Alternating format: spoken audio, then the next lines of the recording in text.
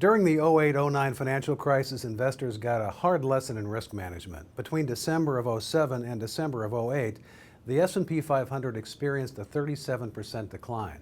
And in turn, this brought about $2.8 trillion in retirement account losses. Now, since then, many American households have recovered, if not exceeded their losses. But misconceptions of risk management continue to linger, and my guest is Dan Cucuiat in San Clemente, California. And Dan, risk tolerance is a misconception, I think, that a lot of people have. And one of those misconceptions is that it remains static.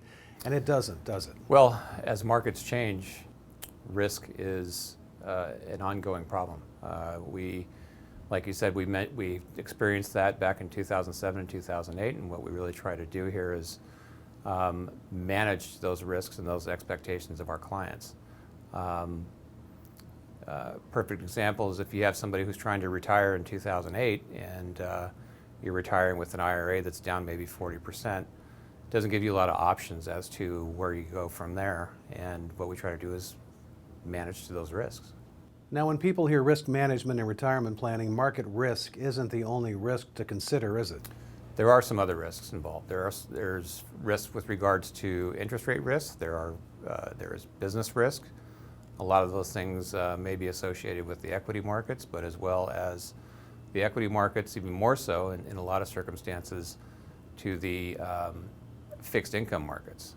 Interest rates go up, bond yields go down. That could affect your overall portfolio and how those portfolios will function over time.